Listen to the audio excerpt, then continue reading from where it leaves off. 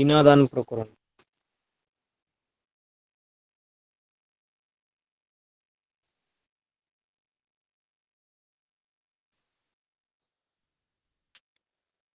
হুম, দেখো শোনা যাচ্ছে আমার কথা? ক্লিয়ার শোনা যাচ্ছে, দেখা যাচ্ছে? হুম, দেখো, এই যে ঋণাদান প্রকরণ, এখন প্রথমেই দেখো বলছে এই ঋণাদান কয় প্রকার। ঋণাদান মানে কি? ঋণাদান শব্দের অর্থ হচ্ছে যে ঋণ দান,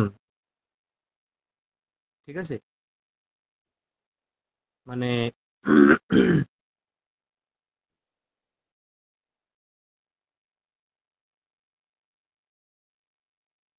ঋণ দান এবং ঋণ গ্রহণ, ঋণ দান এবং ঋণ গ্রহণ, এই দুটোকে একসঙ্গে বলা হচ্ছে ঋণাদান।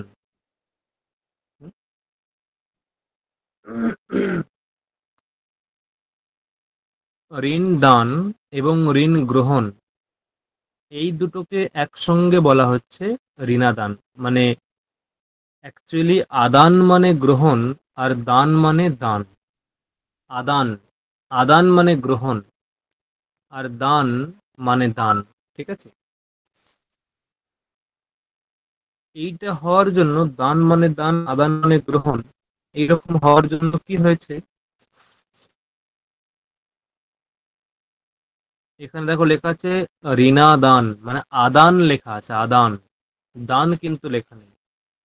তথাপি এখানে একটা পারিভাষিক শব্দ, যে ঋণাদান বলতে কেবলমাত্র ঋণ গ্রহণ এমন নয়, দানকেও বোঝাবে।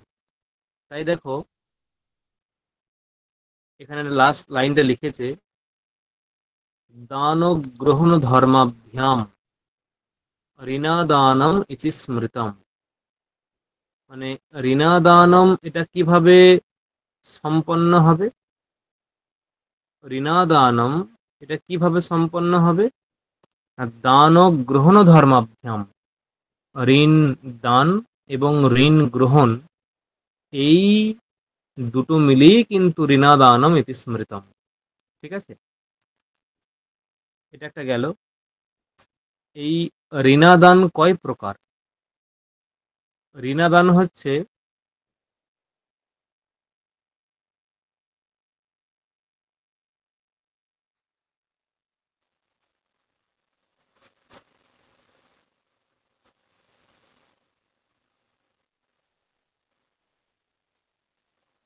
হুম, ঋণাদান 7 প্রকার। তাই দেখো লিখেছে যে তচ্চ ঋণাদানম সপ্তবিধম, তচ্চ ঋণাদানম সপ্তবিধম। না, কি কি 7 প্রকার? ঈদৃশম ঋণম দেয়ম, ঈদৃশম, ঈদৃশম ঋণম দেয়ম একটা। দুই হচ্ছে ঈদৃশম ঋণম অদেয়ম, ঈদৃশম ঋণম অদেয়ম, মানে এইরকম, এইরকম ঋণ দেবে আর এইরকম ঋণ দেবে না। অনেন অধিকারিণা দেয়ম এবং অস্মিন সময়ে দেয়ম, মানে কোন সময়ে দেবে, কোন সময়ে তুমি ঋণ দেবে, এসব কত সব নিয়ম দেখো, কোন সময়ে ঋণ দেবে। আর অনেন প্রকারেণ দেয়ম, এইভাবে তুমি দেবে। ইতি অধমর্ণে পঞ্চবিধম, ইতি অধমর্ণে পঞ্চবিধম, তার মানে কি, মানে অধমর্ণকে তুমি এই রকম ঋণ দেবে, মানে এইগুলো দেবে অ্যাজ এ ঋণ হিসেবে। আর ঈদৃশম অদেয়ম, মানে এই বস্তুগুলো তুমি ঋণ হিসেবে দেবে না। তাহলে কি হলো, অধমর্ণ ঋণাদান 5 প্রকার। ভাবো, অধমর্ণ ঋণাদান 5 প্রকার, উত্তমর্ণ ঋণাদান 2 প্রকার, মোট হয়ে গেল 7 প্রকার। তাহলে ঋণাদানম সপ্তবিধম ঈদৃশম ঋণম দেয়ম, এইরকম ঋণ দেবে, ঈদৃশম অদেয়ম, এইরকম দেবে না, অনেন অধিকারিণা দেয়ম, এইরকম অধিকারীর দ্বারা দেবে, তস্মিন সময়ে দেয়ম, এই সময়ে দেবে, অনেন প্রকারেণ দেয়ম, এই প্রকারে দেবে, ইতি অধমর্ণে পঞ্চবিধম উত্তমর্ণে, উত্তমর্ণে দানবিধি আদানবিধিশ্চ ইতি দ্বিবিধম। আচ্ছা, উত্তমর্ণ এবং অধমর্ণ এই দুটো কাকে বলা হয়? স্মৃতিবাদে অন্য কেউ বলতে পারবে? উত্তমর্ণ এবং অধমর্ণ কাকে বলা হয়? সুকন্যা, সুস্মিতা, কি হবে? সুকন্যা বা সুস্মিতা কে বলতে পারে? উত্তমর্ণ মানে কি, অধমর্ণ মানে কি?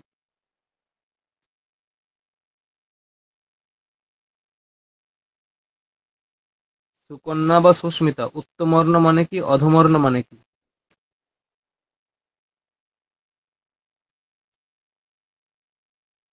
আমার কথা শোনা যাচ্ছে সুকন্যা বা সুস্মিতা?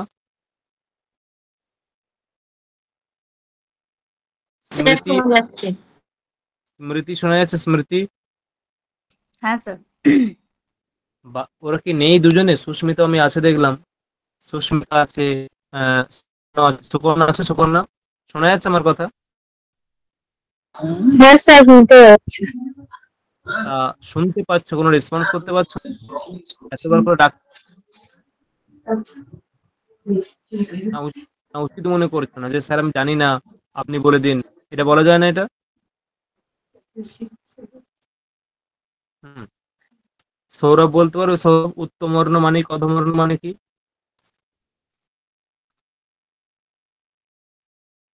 অবাস্তবে। সৌরভ শোনা যাচ্ছে আমার কথা?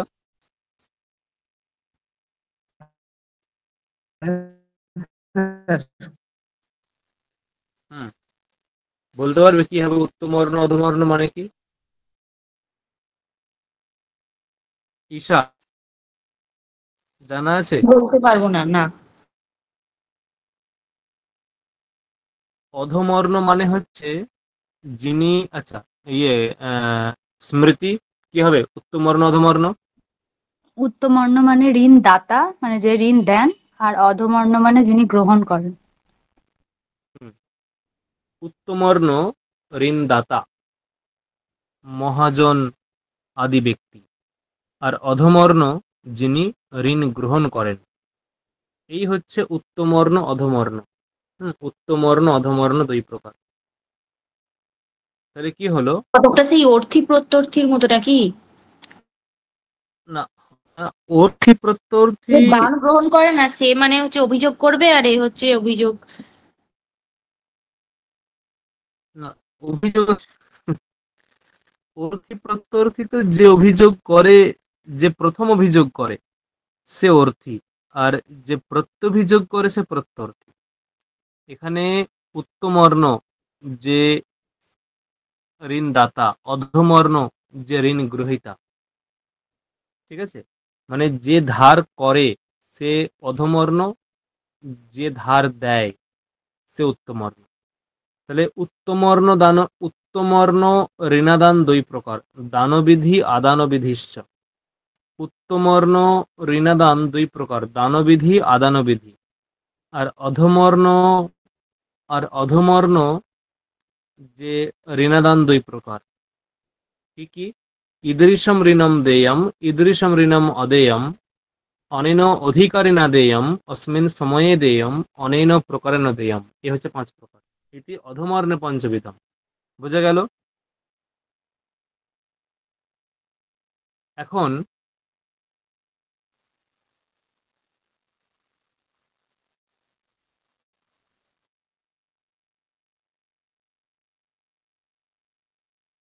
ব্যবহার কয় প্রকার? আমরা এই যে ব্যবহার অধ্যায় পড়ছি, যাজ্ঞবল্কের যে আহ, ব্যবহার অধ্যায়, যাজ্ঞবল্ক সংহিতা যে ব্যবহার অধ্যায় পড়ছি, সে ব্যবহার কয় প্রকার আমরা পেয়েছি? আগে হয়তো বলেছিলাম সে ব্যবহার হচ্ছে 18 প্রকার। ব্যবহার 18 প্রকার।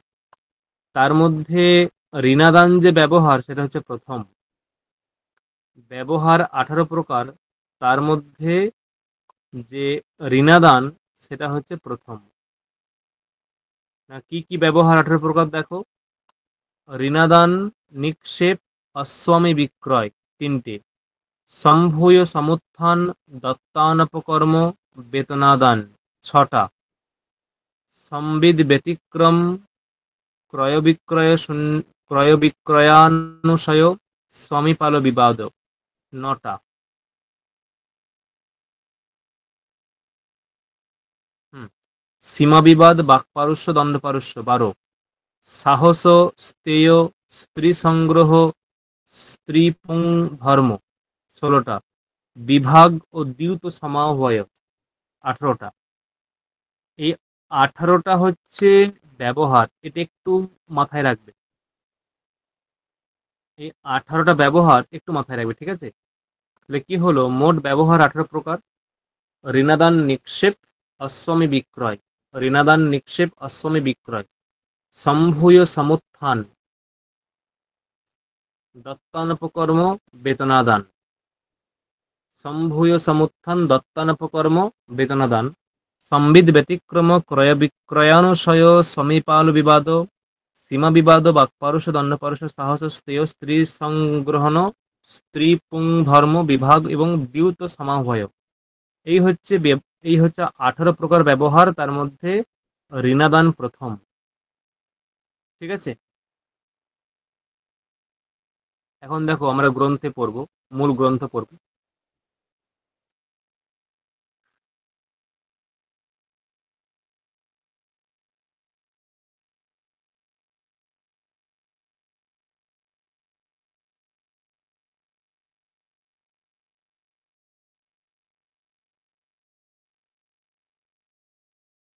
अशीति भागो वृद्धि स्यात् मासी मासी सबन्धके, वर्णक्रमात् शतं द्वित्रि चतुष्पञ्चकम् अन्यथा, चतुष्पञ्चकमन्यथा। अशीति भागो वृद्धि स्यात् मासी मासी सबन्धके, वर्णक्रमात् शतं द्वित्रि, वर्णक्रमात् शतं द्वित्रि चतुष्पञ्चकमन्यथा, अशीति भागो বৃদ্ধি স্যাৎ। কি বক্তব্য? না, এই যে বললাম যে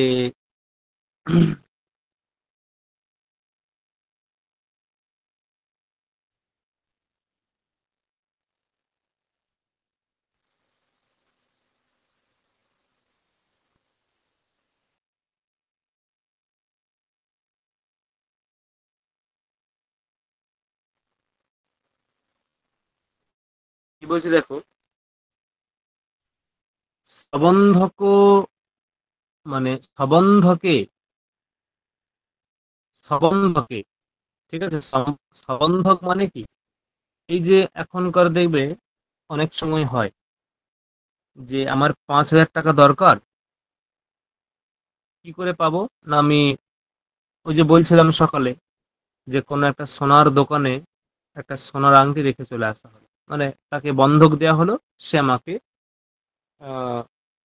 5,000 টাকা দিয়ে দিল।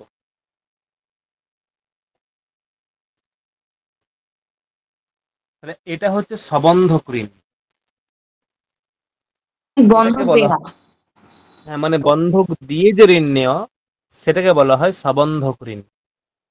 মানে কিছু একটা বন্ধক দিয়ে যে ঋণ গ্রহণ করা, তাকে বলা হয় সবন্ধক ঋণ। ঠিক আছে, তাই বলছি দেখো যে অশীতি ভাগো, হ্যাঁ, যে সবন্ধকে ঋণে, সবন্ধকে ঋণে, হ্যাঁ, সবন্ধকে ঋণে মাসি মাসি মানে প্রত্যেক মাসে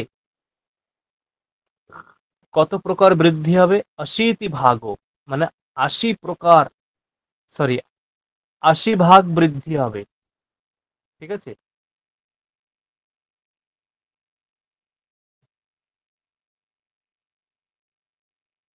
80 ভাগো।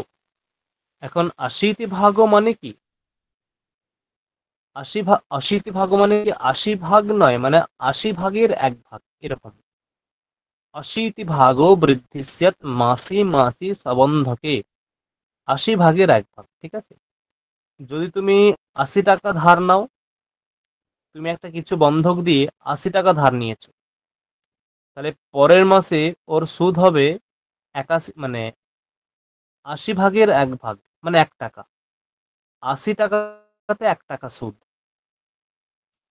80 টাকাতে 1 টাকা সুদ, ঠিক আছে? 80 ভাগো মানে 80 টাকায়, মানে যা তুমি যা তুমি ঋণ নেবে 80 ভাগের 1 ভাগ সুদ হবে, প্রত্যেক মাসে বাড়তে থাকবে। আর বর্ণক্রমাৎ শতম দ্বিত্রি চতুষ্পঞ্চ কমন্যথা। বর্ণক্রমাৎ,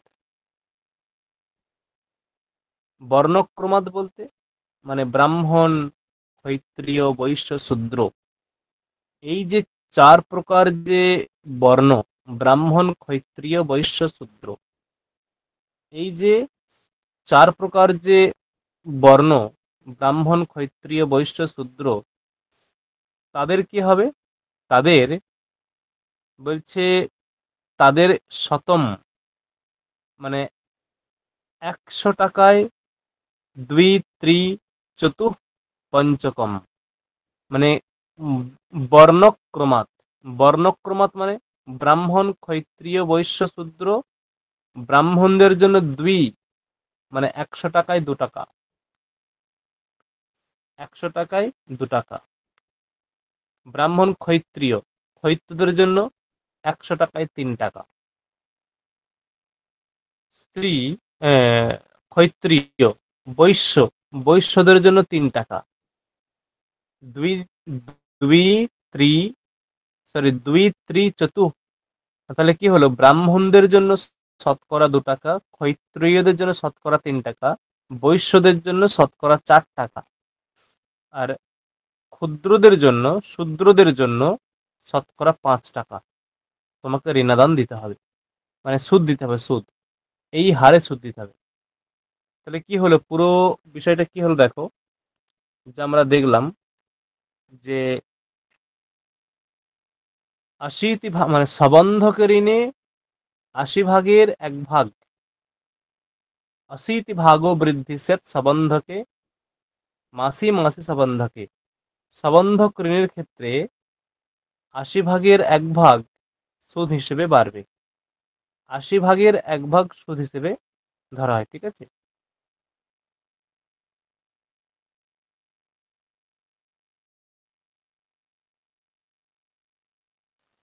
তাহলে কি হলো, 80 ভাগো বৃদ্ধি স্যাৎ মাসি মাসে সবন্ধকে। আর যে ব্রাহ্মণ, ক্ষত্রিয়, বৈশ্য, শূদ্র, এরা যদি ঋণ নেয়, সেখানে কিন্তু ব্রাহ্মণের জন্য শতকরা 2 ভাগ, ক্ষত্রিয়ের জন্য 3 ভাগ, বৈশ্যের জন্য 4 ভাগ, আর ক্ষুদ্রের জন্য 5 ভাগ। দেখো, বোঝা গেল? হ্যাঁ স্যার। তুমি যদি 100 টাকা ধার নাও, তাহলে যদি তুমি ব্রাহ্মণ হও, তাহলে 100 টাকা ধার নিলে পরবর্তী মাসে 102 টাকা, ক্ষত্রিয়রা দেবে 103 টাকা, বৈশ্যরা 104 টাকা, শূদ্ররা 105 টাকা। এই হচ্ছে বৃদ্ধির ফল উপায়।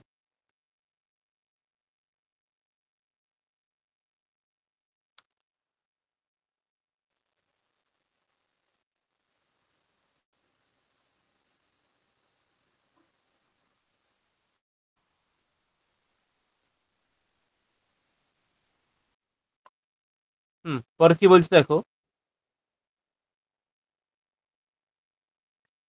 কান্তারগস্তু দশকম সামুদ্রবিংশকম শতম দদ্যুর্বা স্বকৃতাম বৃদ্ধিম সর্বে সর্বাসু জাতিষু।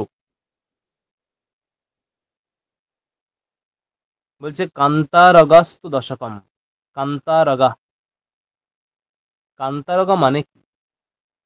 কান্তারগা মানে হচ্ছে যারা ব্যবসার জন্য বাইরে যায়, তাদেরকে বলা হয় কান্তারগা। যারা ব্যবসার জন্য বাইরে চলে যায় এবং অনেক টাকা ইনকাম করে আনে, তারা হচ্ছে কান্তারগা।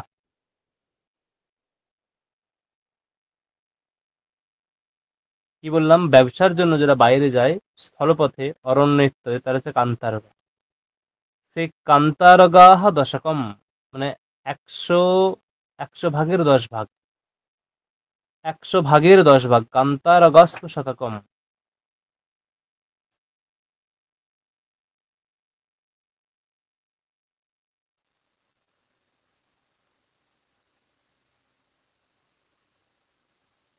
তাহলে কি বললাম দেখো, যে কান্তারাগা, যারা স্থলপথে যারা বাণিজ্য করতে যায়, বাইরে ব্যবসা বাণিজ্য করতে যায়, তাদের কত টাকা সুদ হবে? তাদের সুদ হচ্ছে শতকরা 10 টাকা। 100 টাকা ধার নিলে পরবর্তী মাসে 110 টাকা তোমাকে দিতে হবে। তার পরবর্তী মাসে আরো 10 টাকা চাপবে, তার পরবর্তী মাসে আরো 10 টাকা চাপবে, এইভাবে 10 টাকা বেড়ে বেড়েই যাবে। ঠিক আছে, তাহলে কি হলো, কান্তার অগস্ত দশকম, শতকরা 10 ভাগ। সামুদ্রা বিংশকম মতম, সামুদ্রা, তারা কিছু ব্যক্তি, তারা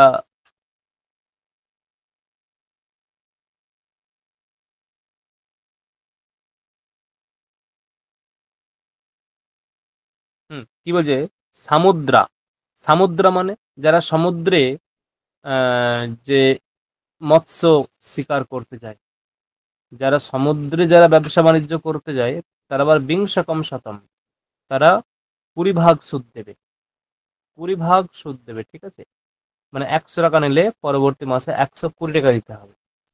তাহলে কান্তার অগস্ত দশকম সামুদ্রাবিংশকম মতম দদ্যুর্বা স্বকৃতম বৃদ্ধিম সর্বে সর্বস্ব প্রজাসু।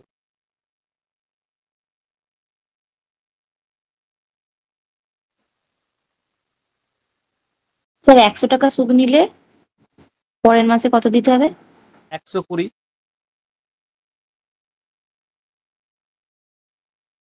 শতকরা 10 ভাগ মানে কি, মানে 100 টাকায় 10 টাকা। আর যারা সমুদ্রে যারা বেড়াতে যায় বা সমুদ্রে যারা ব্যবসা বাণিজ্য করতে যায়, তাদের জন্য 20 টাকা, 100 টাকায় 20 টাকা। কি বললাম, বোঝা গেল ঈশা? হ্যাঁ। হুম,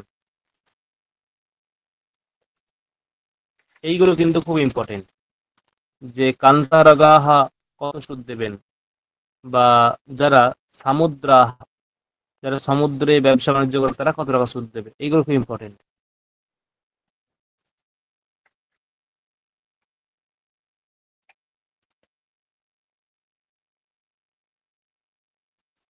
প্রপন্নম সাধয়ন্নর্থম নবাচ্চি নিপতির্ভাবে সাধ্যমান নিপগতম দণ্ডীয় দাপ্য, না লাগবে না, প্রশ্ন নেই কোনো এখানে।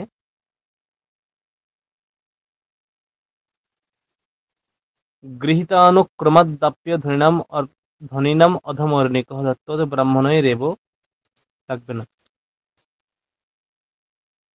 হীন জাতিম চ পরীক্ষীণম ঋণার্থম কর্ম কারয়েৎ ব্রাহ্মণস্তু।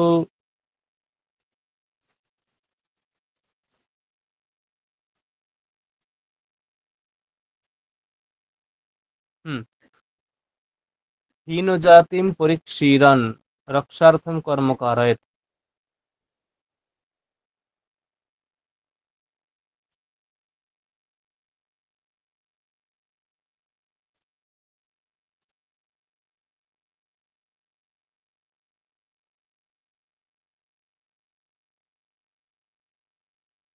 কি বলছে দেখো, যে হীন জাতিম পরীক্ষীরণ ঋণার্থম কর্ম কারয়েৎ, ঋণার্থম কর্ম কারয়েৎ।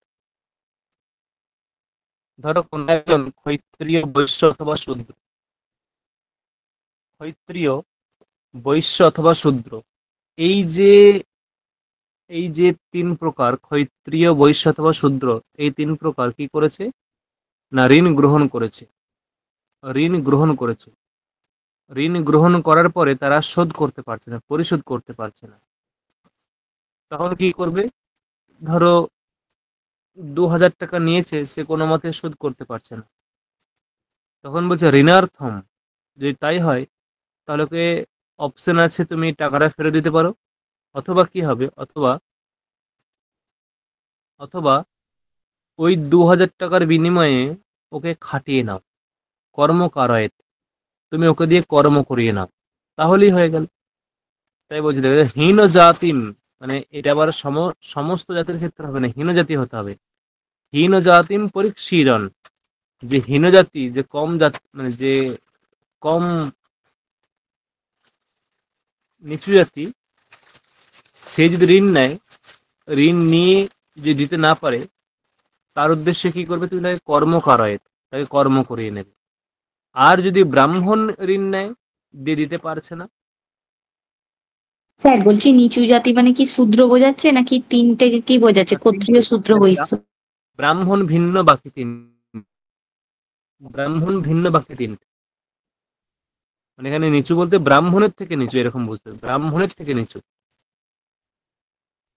আর যদি ব্রাহ্মণ যদি ঋণ গ্রহণ করে শোধ করতে না পারে, ব্রাহ্মণ যদি ঋণ নিয়ে শোধ করতে, তখন কি হবে?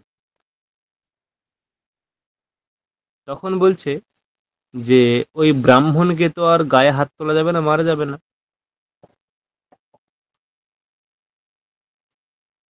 তখন ওই যে ব্রাহ্মণকে দিয়ে তো আর কাজকর্ম করানো যাবে না, তা ব্রাহ্মণের থেকে তুমি যেটুকু পাবে সেটুকু দেখো।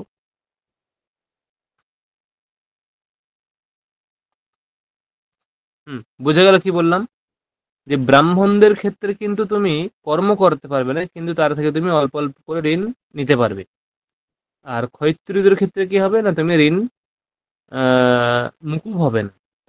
তুমি যদি ঋণ দিতে না পারো, একটা একটা সময় গিয়ে তোমার তাকে কর্ম করানো উচিত। তো কোনো মতে দিতে পারছেন, ঠিক আছে তুই আমার এই কর্মগুলো করে দে, আর তোর টাকাটা মুকুব হয়ে যাবে। এটা যদিও পসিবল, কিন্তু এই যে এই মুহূর্তে সম্ভব না। ঠিক আছে? আর ব্রাহ্মণরা হলে কি হবে? ব্রাহ্মণরা হলে না তারা, ব্রাহ্মণরা হলে কি হবে না, ব্রাহ্মণরা, তাদেরকে তুমি তো আর গায়ে হাত তুলতে পারবে না, বকতে পারবে না, তারা যা করবে সেটাই।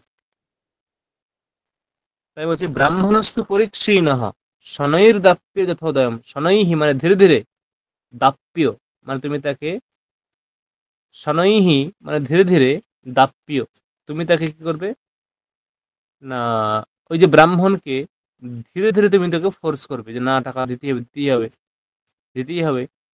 তখন ধীরে ধীরে তাকে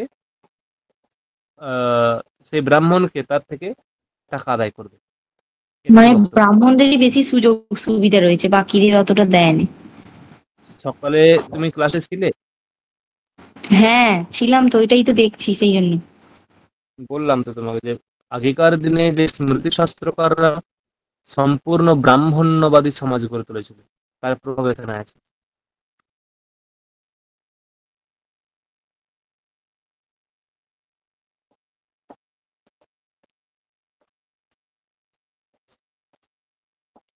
বলছে দীয়মানম ন গৃহ্ণাতি প্রযুক্তম ইহ স্বকম ধনম মধ্যস্থ স্থাপিতম চেত স্যাদ বর্ধতে ন ততঃ পরম। লাগবে না, সহজ কিন্তু লাগবে না। নয়োষিত পতিপুত্রাভ্যাম ন পুত্রেণ কৃতম পিতা দদ্যৎ ঋতে কুটুম্বার্থং ন পতিঃ স্ত্রী কৃতম তথা।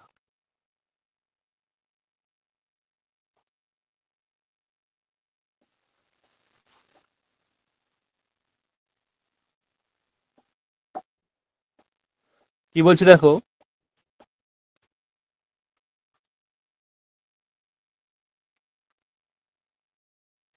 বলছে ন योषित পতিপুত্রাভ্যাম, পতিপুত্রাভ্যাম ন পুত্রেণ কৃতম পিতা।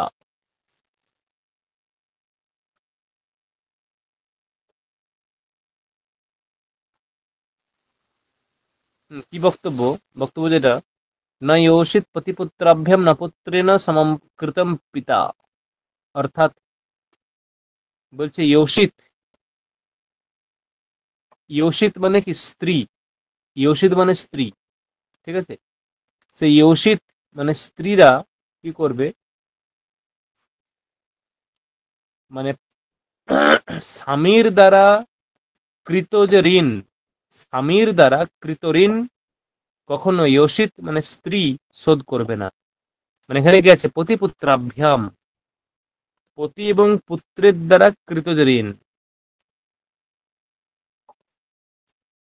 পতি এবং পুত্র দ্বারা কৃত ঋণ স্ত্রী কখনো শোধ করবে না। योषित ন দদ্যাৎ, योषित ন দদ্যাৎ।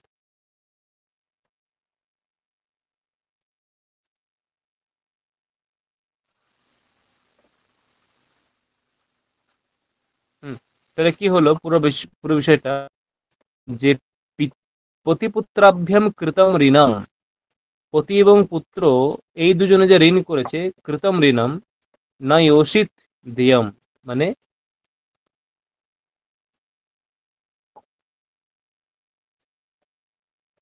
স্ত্রী সেটা শোধ করবে না। না, স্ত্রী সেটা শোধ করবে না। আবার বলছে যে স্ত্রীকৃতম তথা, স্ত্রীকৃতম তথা, মানে যদি স্ত্রী কোনো ঋণ করে, তথা মানে পতি বা পুত্র তা কিন্তু শোধ করবে না, পতি বা পুত্র কিন্তু শোধ করবে না। স্ত্রীকৃতম ঋণম পতি পুত্রাভ্যাম ন পরিশোধয়েত, পতি অথবা পুত্র কিন্তু তা শোধ করবে না। তাহলে পতিকৃত ঋণ, পতি মানে স্বামী কোনো ঋণ করেছে, সেখানে স্ত্রী অথবা পুত্র, সরি পতি কোনো ঋণ করেছে, পতি কোনো ঋণ করেছে, সেই যে ঋণ পুত্র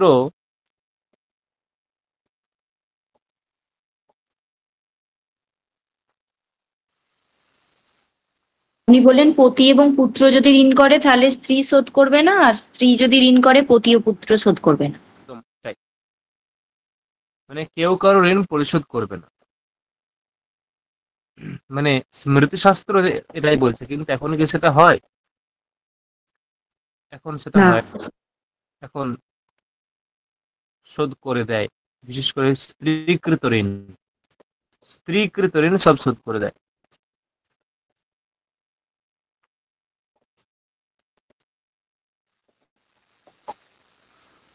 গোপসণ্ডিক শৈলূষ, শৈলূষ রজ রজকব্যাধয়োষিতাম ঋণম দদ্যেত পতিস্তেষাম তস্মাদ বৃত্তিস্তদাশ্রয়া। ঠিক আছে,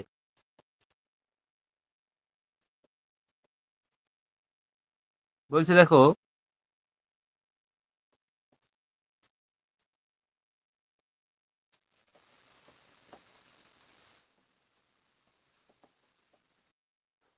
বলছে গোপ সৌন্ডিক শৈলস রজক ব্যাধয়োষিতম। গোপ মানে যিনি গরুর দেখাশোনা করেন, যিনি গরুর দেখাশোনা করেন, গোপ যিনি গরুর পালক, তিনি গোপালক, গরুর পালক গোপালক। তাহলে গোপ, সৌন্ডিক যারা মদ ব্যবসায়ী, সুরা ব্যবসায়ী, তাদেরকে বলা হয় সৌন্ডিক। আর শৈলূষ, শৈলূষ মানে হচ্ছে যারা অভিনয় করে, শৈলূষ নাটক ইত্যাদি অভিনয় করে, শৈলূষ। রজক, রজক মানে কিছু রূপ, রজক।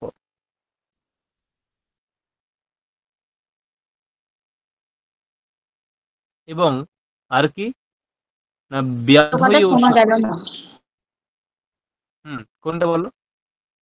গোপ মানে এই গোপালক, ওই গোপ, সৌরুষর পরে। হ্যাঁ গোপ মানে গোপালক, সৌন্ডিক মানে মদ ব্যবসায়ী, সুরা ব্যবসায়ী। শৈলূষ, শৈলূষ মানে কি, যে নাটক ইত্যাদি করে, তাদেরকে বলে শৈলূষ। নাটক প্রভৃতি করে তারা শৈলূষ। রজক মানে রূপ, রজক মানে রূপ। আর ব্যাধ ইয়োষিতাম, ব্যাধ,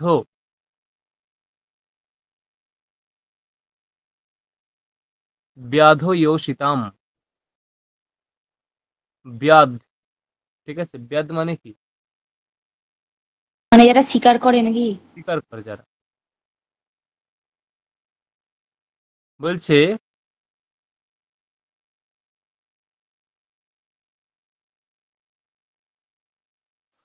বলছে দেখো কি বলছে, বলছে যে পতিঃ ঋণম দদ্যাৎ।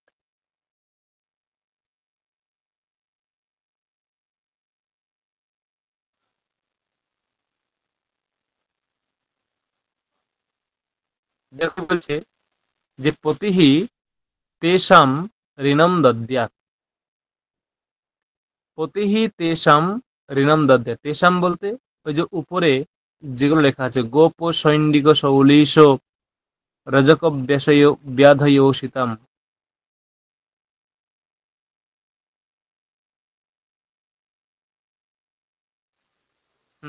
কি বলছে? তাহলে কি হলো? গোপ সৌন্ডিক শৈলশ রজক ব্যাধয়োষিতম ঋণম দদ্যাৎ পতিস্তেষাম। ঋণম দদ্যাৎ পতিস্তেষাম। ঠিক আছে, মানে এই যে গোপ, তার স্ত্রী, সৌন্ডিক মানে মদ ব্যবসায়ী, তার স্ত্রী, শৈলুষ, এই যে আছে, এদের স্ত্রীরা যদি ঋণ করে, এদের স্ত্রীরা যদি ঋণ করে, তাহলে কিন্তু পতি সেই ঋণ,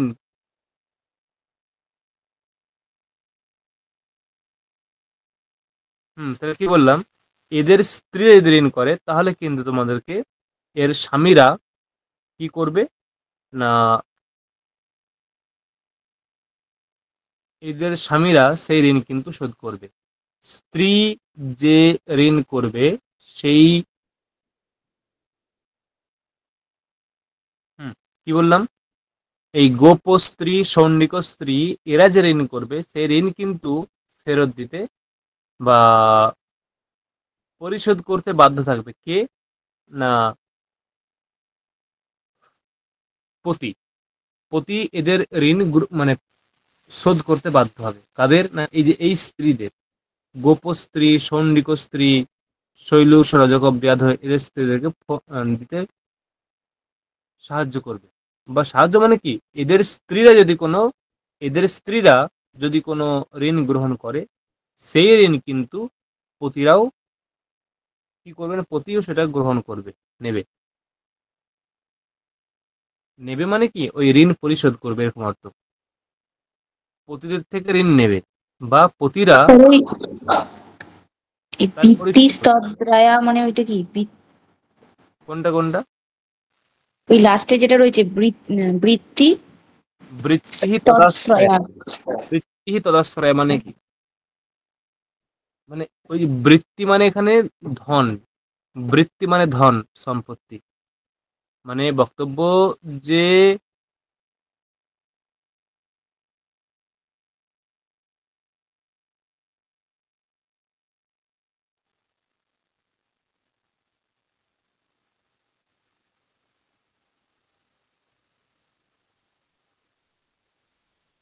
হুম দেখো কি বলছে পরবর্তী, বৃত্তি মানে কি, বৃত্তি মানে হচ্ছে যে উপার্জন, বৃত্তি মানে উপার্জন, তদাশ্রয়া মানে এই যে গোপ, সন্ডিক, শৈলশ, রজক, এদের যে স্ত্রীরা, এদের স্ত্রীরা তো তেমন কিছু ইনকাম করে না, এদের ইনকামের পথ একমাত্র ওই স্বামীরাই।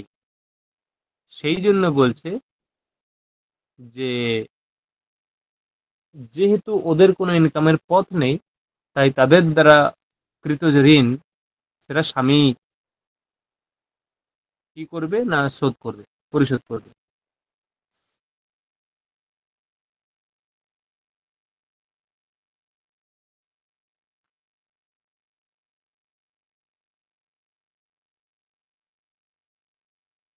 দেখো বলছে, পিতরি প্রসিতে প্রেতে ব্যসনাভিপ্লুতে পিবা।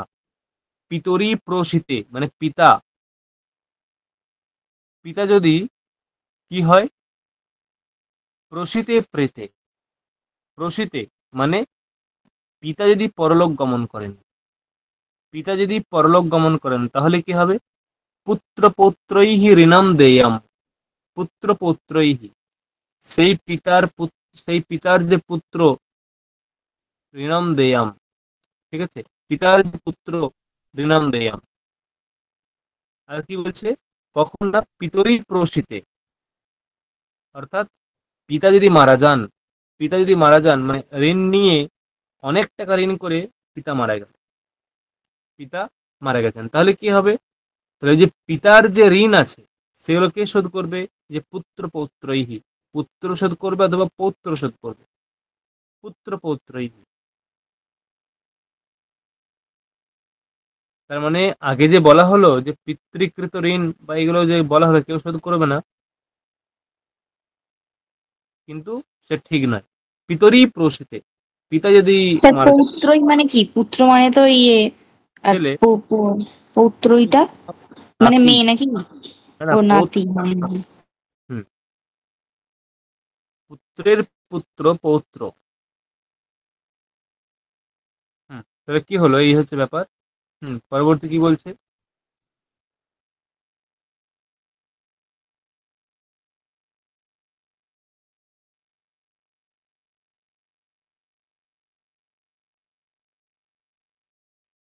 মনে হচ্ছে এখানেই শেষ হলো।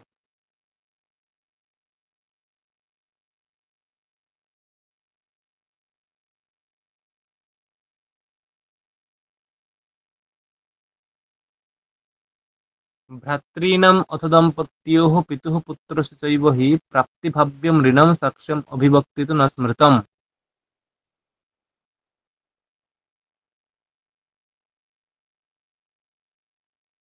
হুম, লাগবে না এটা।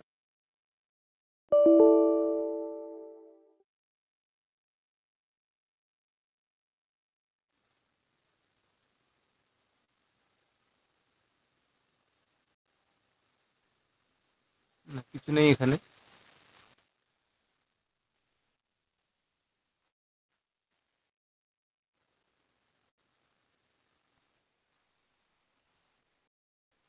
হুম,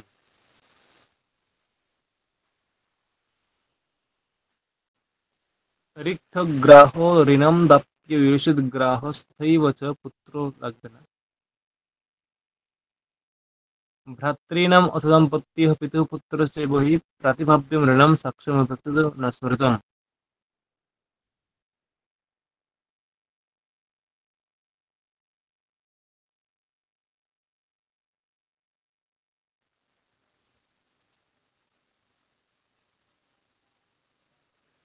দেখো কি বলছে,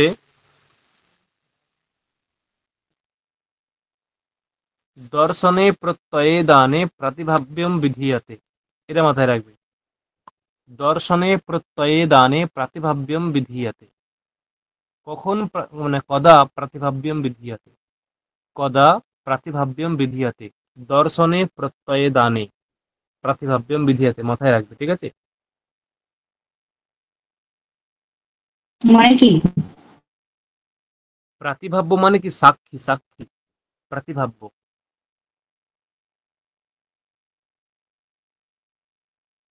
প্রাতিভাব্য মানে সাক্ষী।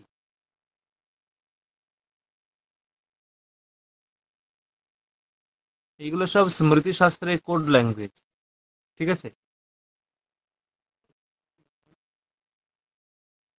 লাগবে না।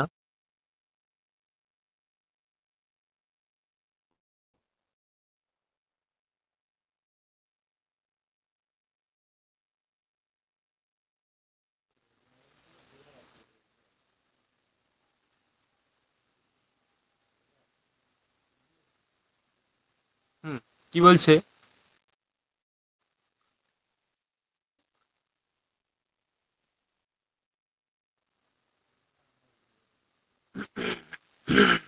হুম,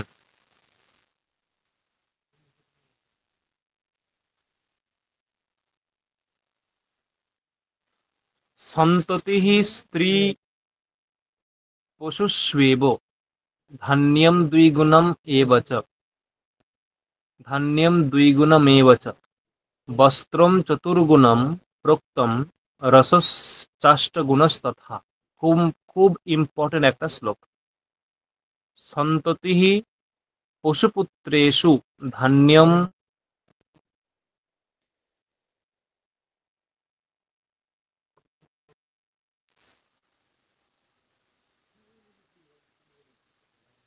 বস্ত্রম চতুর্গুণম প্রোক্তম রসশ্চাষ্টগুণস্তথা। কি বলতে চাইছে?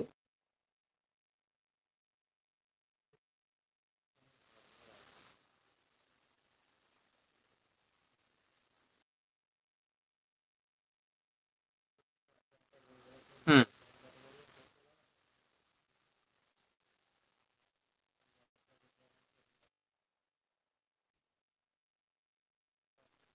কি বলছে দেখো, ধরো এরকম গ্রামের দিকে হয় যে আমাদের ধরো গরু নেই, দুধ খেতে পাচ্ছি না, ঈশাদের অনেক গরু আছে। আমরা বললাম ঈশা আমাকে একটা গরু দেবে, বন্ধক দেবে, বলে হ্যাঁ স্যার নিয়ে যান। একটা গাভী দিল, আমার কি হবে, ফল কি হবে? ফল হচ্ছে এরকম যে ওই গাভীটাকে আমি পালবো, একটা বাচ্চা হবে, ঠিক আছে?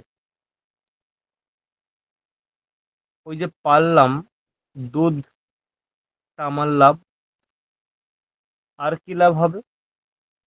দুটো বাচ্চা হবে, ঠিক আছে? একটা বাচ্চা আমার আর একটা বাচ্চা আবার গরু যার মালিক তার, মানে গরুর মালিকের, প্রকৃত যে গরুর মালিক তার। তাহলে কি হলো, মানে 2 বছর পরে, হুম, 2 বছর পরে ওই গাভীকে ফেরত দেবে।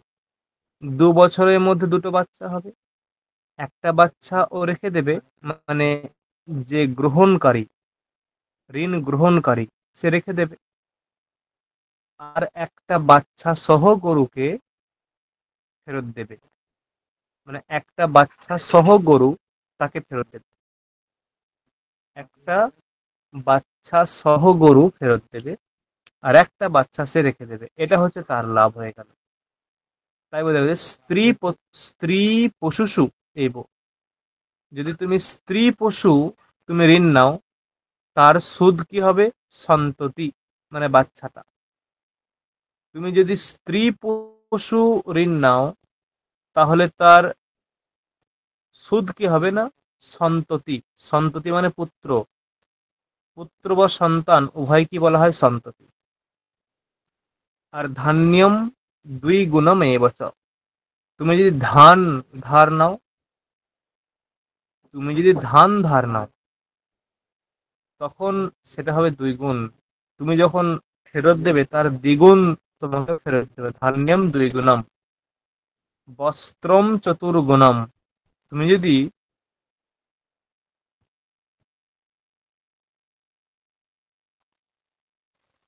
স্যার, বলো, এখানে ধান্যম 2 গুণম আছে, আমার বইয়ে ত্রিগুণম কেন আছে? ধান্যম 3 গুণম এবছর লেখা আছে, আপনার ইয়েতে 2 গুণম লেখা আছে দেখছি।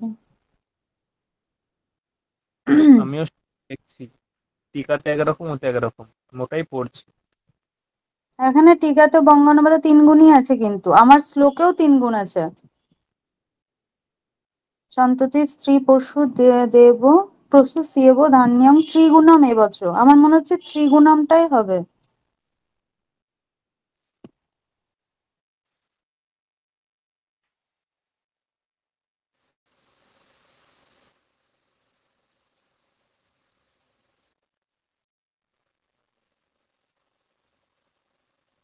স্যার, আপনার অনুবাদেও দেখুন 3 গুণ ধান লেখা আছে, ধান্য লেখা আছে অনুবাদে। ঠিক আছে, এটা না আমি দেখলাম কি বলছে যে প্রতিভূদত্ত, প্রতিভূদত্ত সে সর্বত্র দৈগুণ্যে প্রাপ্তি অপবাদম এটা ত্রিগুণই হবে, ঠিক আছে? ত্রিগুণ, ত্রৈগুণ্যম। তাহলে ধান্যম ত্রিগুণম এই বছর, মানে ধান যদি ধার নেওয়া হয় যে আমাকে 2 বস্তা ধান দে, আমি যখন 1 বছর বা 6 মাস পরে ফেরত দেবো, আমাকে 3 বস্তা দিতে হবে। বাপরে বাপ, কিরকম! 3 বস্তা দিতে হবে। বস্ত্রম 4 গুণম, যদি কোনো বস্ত্র নেওয়া হয় তাহলে 4 গুণ বস্ত্র ফেরত দিতে হবে। বস্ত্রম 4 গুণম প্রক্তম রসশ্চ 8 গুণস্তথা। রসশ্চ মানে রস জাতীয় দ্রব্য, তেল, তেলটা রস জাতীয় দ্রব্য, তেলটা রস জাতীয়। তুমি যদি কারোর থেকে 1 লিটার নাও, তোমাকে 8 লিটার ব্যাগ দিতে হবে। তো যে রসশ্চ 8 গুণস্তথা, 8 গুণ মানে রস জাতীয় দ্রব্য, জল, তেল, দুধ, এগুলো রস জাতীয় দ্রব্য। এইগুলো তুমি যদি নাও, ধার হিসেবে নাও, ঋণ হিসেবে তোমাকে 8 গুণ ফেরত দিতে হবে, 8 গুণ। দেখো, বোঝা গেল কি বললাম? স্যার ওই গরুর ব্যাপারটা ওখানটা করে একবার বলুন, মানে গরু যদি নেয় তখন তাহলে যখন দুটো বাচ্চা হবে, একটা বাচ্চা রেখে দিয়ে আর একটা বাচ্চা সমেত সেই আগে যে গরুটাকে নিয়েছিল সেই গরুটাকে দিয়ে দেবে, তাই তো? যার হ্যাঁ, থেকে একদম, নিয়েছে তাকে। একদমই তাই। মানে ধরো তোমার কোনো গরুই ছিল না, আমি তোমাকে একটা গাভী দিলাম, সেই গাভীর থেকে তোমার ঘর থেকে দুটো বাচ্চা হবে, একটা বাচ্চা সহ তুমি আমাকে ফেরত দেবে, আর একটা বাচ্চা তোমার হয়ে যাবে, ওইটা তোমার লাভ। দেখো বোঝা গেল কি বললাম? হ্যাঁ। এইটা হচ্ছে বিষয় যা পড়লাম এখানে।